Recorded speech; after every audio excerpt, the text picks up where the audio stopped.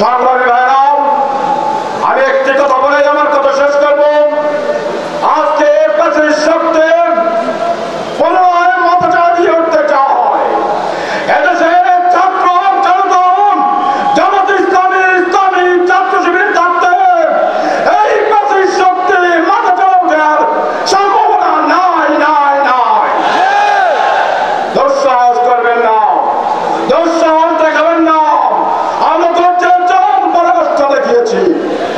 আমরা বলতে চাই এই বাংলাদেশ শহীদ মাওলানা মতিউর রহমান নিজামীর বাংলাদেশ, এই বাংলাদেশ আল্লামা সাঈদীর বাংলাদেশ, এই বাংলাদেশ ইসলামের বাংলাদেশ।